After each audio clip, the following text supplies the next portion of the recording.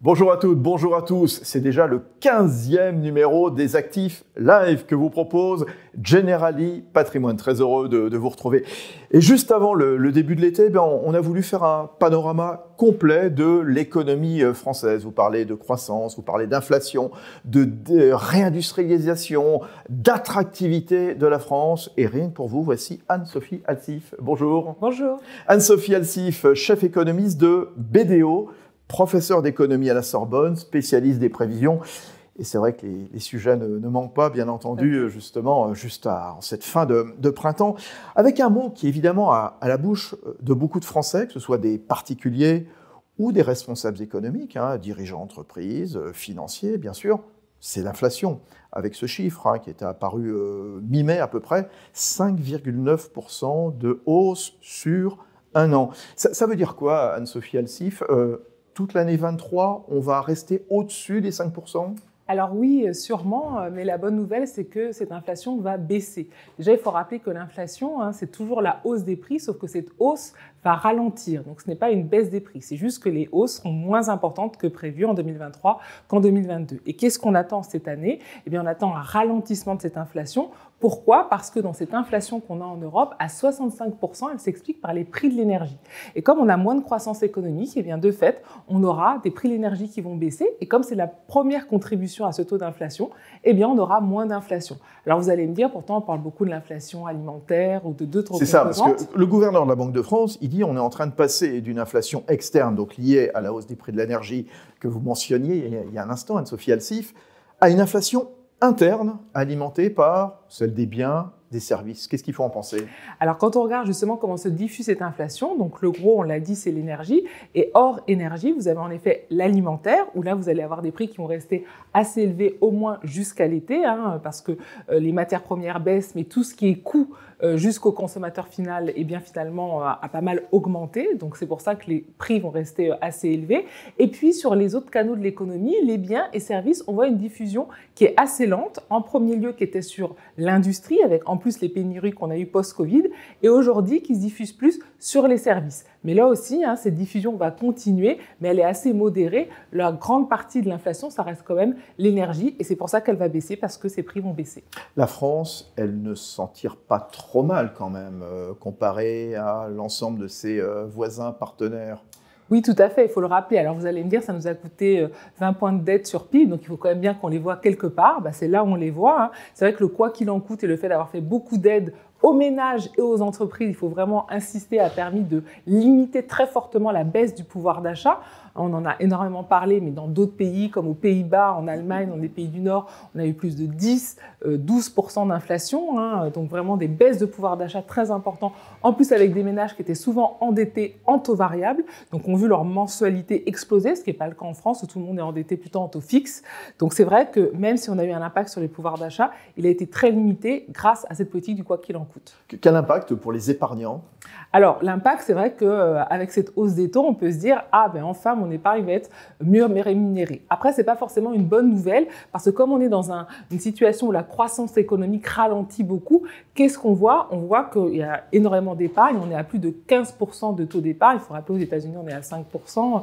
Donc, on est un des pays où on épargne le plus, 3 000 milliards d'épargne. Donc, c'est colossal. Et l'épargne, ça veut dire que les consommateurs n'ont pas forcément confiance. Quand on sait que le premier vecteur de notre croissance économique, c'est la consommation, eh bien c'est vrai que de laisser votre argent sur votre livret, c'est pas ça qui va permettre de stimuler la croissance économique. Donc c'est pas forcément une bonne nouvelle pour la croissance. Il faudrait mieux consommer toute cette épargne qui est en général dans des livrets et qui en plus des fois ne finance pas l'économie productive. Oui, alors juste, c'est intéressant ce que vous dites, Anne-Sophie, parce que dans ce contexte d'inflation en France, avec des hausses de salaire qui ne suivent pas forcément ce rythme de l'inflation, il va y avoir quel impact sur la consommation et dès lors, quel impact sur la croissance en 2023? On terminera comment?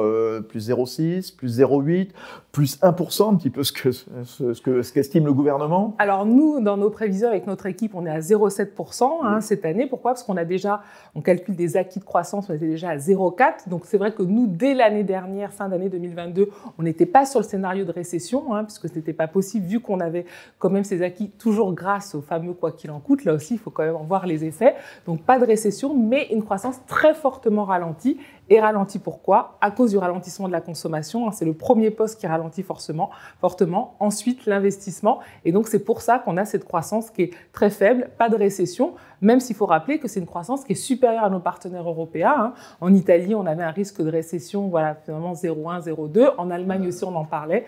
Le Royaume-Uni, n'en parlons même pas. Donc, là aussi, on s'en sort pas si mal. Bon, c'est bien. On verra dans un instant les forces et faiblesses de l'économie française. Je reste quand même encore un instant sur l'inflation, parce que face à l'inflation, on a vu comment les banques centrales s'étaient mobilisées avec cette politique de hausse de taux. La BCE, je crois, il y a eu 7 hausses en quelques mois, bien entendu. On voit quand même, malgré tout, qu'un certain nombre de banques centrales commencent un petit peu à revoir leur copie. Les banques centrales de pays émergents, mais pas que, je pense au Canada notamment, d'arrêter cette hausse, voire d'enchaîner, d'engager peut-être une baisse des taux à nouveau. Vers quoi on se profile, Anne-Sophie Elsif? Alors, en Europe, je ne pense pas. Je pense qu'on va continuer d'avoir un petit peu cette hausse des taux. Pourquoi? Parce qu'il faut vraiment juguler l'inflation. Même si on est à 5, 6, on est quand même bien au-delà des fameux 2%.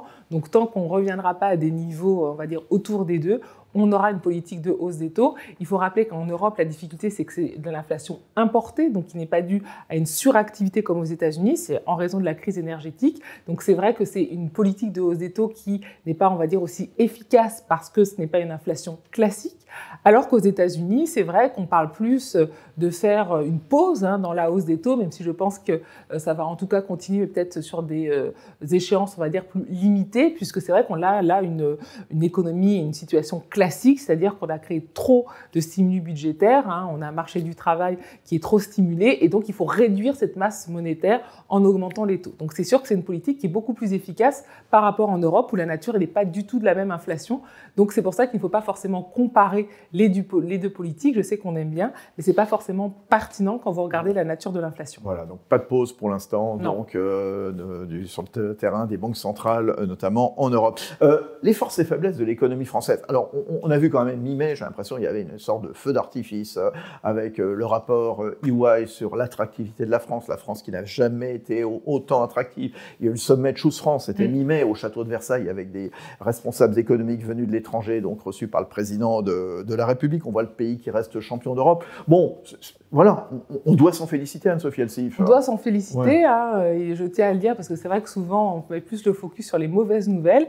C'est vrai qu'au niveau de l'attractivité, au niveau de la croissance, on l'a dit, finalement on s'en sort pas si mal, même si bien sûr il y a encore des efforts, notamment en termes de croissance. L'emploi aussi. D'emploi, alors je rappelle, les chiffres sont bons, on n'est pas en plein emploi, le plein emploi c'est 5%, donc là on est toujours au-delà des 7, voilà. Mais quand même on n'a jamais autant créé d'emplois, et surtout des emplois de bonne qualité, parce que très souvent on dit ah oui, le taux de chômage baisse au lieu de s'en féliciter, mais regardez, ce ne sont pas de bons emplois. Là, si, on voit que c'est beaucoup d'emplois dans le secteur marchand, des emplois en CDI et des emplois qui sont bien rémunérés. Donc ça montre vraiment qu'il y a une vitalité économique qui est là aussi due à la reprise post-Covid. Donc il faut s'en féliciter, mais qui continue dans le temps. Donc là, on a quand même un marché du travail qui est dynamique. L'attractivité, on en a parlé, plus de 13 milliards d'investissements, notamment dans des investissements verts. Donc ça, c'est vraiment ce qu'il faut, puisque, comme on l'a dit, on manque de financement et de financement productif. Et d'ailleurs, le président de la République qui présentait aussi début mai sa stratégie pour accélérer la réindustrialisation du pays, en effet, en direction de l'industrie verte, bien sûr, une stratégie du foncier industriel, réserver également les bonus, les commandes publiques aux productions européennes. C'est un nouvel atout aussi pour l'attractivité de la France? C'est un vrai atout. Pourquoi? Parce qu'on l'a beaucoup vu dans le débat sur les retraites, on aura vraiment des besoins de financement croissants. Et c'est vrai qu'on est assez étonné du débat qui est d'un côté, il faut faire plus de déficit, de l'autre, augmenter les impôts ou plus taxer. Non, il y a d'autres solutions, comme par exemple produire plus de valeur ajoutée. Et l'industrie, en ça, peut créer plus de valeur ajoutée. Je rappelle qu'on a eu 20 ans de désindustrialisation, Quand vous supprimez un emploi dans l'industrie, c'est 3 dans les services, ce qui explique des zones entières sur notre territoire, comme vous le savez, ont été complètement désertées et sinistrées par le chômage et l'augmentation des taux de pauvreté. Donc ça, c'est un vrai moyen de redonner du pouvoir d'achat et surtout de redonner de la création de valeur dont on a besoin pour financer et la transition et nos systèmes de financement de protection sociale. Et au passif de la France, c'est quoi les faiblesses de la France ? Alors les faiblesses, on en a aussi, on a des rigidités sur le marché du travail, on en parle, même si depuis 10 ans, on a eu quand même des politiques pour essayer de fluidifier. On a ce qu'on appelle le fameux millefeuille administratif, mais ça on l'a aussi dans d'autres pays,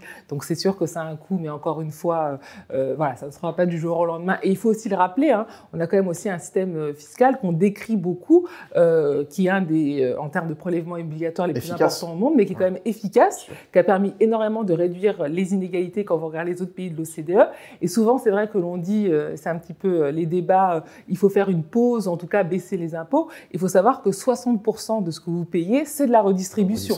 Donc, c'est du salaire pour les Français. Et on voyait comment l'INSEE nous expliquait justement début mai que voilà, il y a une forte redistribution et que l'écart finalement entre les plus pauvres et les plus riches a tendance à se réduire. À se réduire, ou en tout cas, quand on regarde les autres pays, on n'a pas eu ces explosions qu'on a pu avoir. Alors après, dans les faiblesses, hein, une des grandes faiblesses, c'est quand même l'allocation du capital. On a énormément d'épargne, mais cette épargne finance en grande partie de la dette et de l'immobilier, pas de l'investissement productif. Hein, donc on penserait à nos PME, à nos entreprises. Et ça, c'est vrai que c'est quand même une faiblesse parce que en termes de financement, ça crée beaucoup moins de valeur ajoutée. Qu'est-ce que vous pensez, Anne-Sophie Alsif, de la dégradation, de l'abaissement d'un cran de la note de la France par Fitch à A-, c'était, je crois, au mois d'avril. Fitch avait justifié à la fois par le fort déficit, hein, au-dessus des 5%, le fort endettement, 112%, et puis aussi par le fait qu'il pourrait y avoir bien des tensions sociales si on continuait à réformer en France. Ça veut dire quoi ?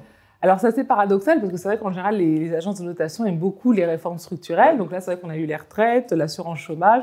On aurait pu avoir plutôt un retour très positif. Il faut rappeler quand même que l'avis négatif avait été donné en novembre 2022. Donc, c'était attendu. Ce n'est pas quelque chose de nouveau qui a été déclenché par la réforme des retraites. Et le premier justificatif, c'est vraiment le problème de l'endettement, hein, du fameux quoi qu'il en coûte. La difficulté, c'est de se dire, attention, cet endettement, il est facile. Ce quoi qu'il en coûte, il est facile politiquement. Et la peur, c'est un petit peu qui ne s'arrête pas. Donc là, c'est vrai qu'on a eu un petit peu les bons résultats dont on a parlé grâce à ce quoi qu'il en coûte, mais à un moment, il va falloir arrêter pour essayer de là avoir une politique, on va dire plus robuste au niveau des finances publiques, hein, par rapport notamment avec nos partenaires européens. Et c'est un petit peu le risque. Donc cette dégradation, elle était attendue. C'est vrai que quand on regarde les sous-jacents, on n'a pas de problème de soutenabilité de nos dettes à court terme, mais c'est plutôt à moyen terme de dire attention, il faut peut-être en finir avec le quoi qu'il en coûte et attention aussi au climat social, même si là aussi il faut rappeler, hein, depuis qu'il y a de l'inflation, vous avez eu des grèves en Allemagne, aux Pays-Bas, au Royaume-Uni, donc c'est vrai qu'un petit peu tous les pays sont confrontés à ces problématiques. Bien entendu. Allez, un dernier mot, puisque dans un an, ça sera presque le coup d'envoi des Jeux Olympiques de 2024, on y sera donc évidemment à quelques semaines près. Qu'est-ce qu'il faut en attendre d'un point de vue croissance? Ça va être une belle année, 24 ou pas? Grâce au JO ou pas? Je ne sais pas. Au moins en termes d'investissement, oui, hein, puisqu'on voit les investissements dans les infrastructures. Et ça, c'est un atout de la France, hein, qui est souvent mis en avant par les investisseurs, les infrastructures. Donc là, c'est vrai qu'on en aura plus. Après, c'est un coût important. Hein, donc on ne s'attend pas à avoir une croissance à 2 chiffres ou des retombées incroyables. Ce sera plutôt pour l'image, pour l'attractivité. Bon, on l'a dit, on est déjà bien placé, donc ça va pouvoir le renforcer, mais c'est aussi surtout sur l'aspect touristique, on a déjà des bons chiffres. Et là, ça nous permet aussi de retrouver les niveaux qu'on avait avant le Covid. Donc c'est plutôt positif. C'était parfait, très bon panorama. Merci beaucoup. À vous. Anne-Sophie Alsif, chef économiste de BDO, professeur d'économie à la Sorbonne. Merci, à bientôt. Et puis nous, on se retrouve évidemment pour un prochain numéro des Actifs Live, toujours avec Generali Patrimoine. Bonne journée à toutes et à tous.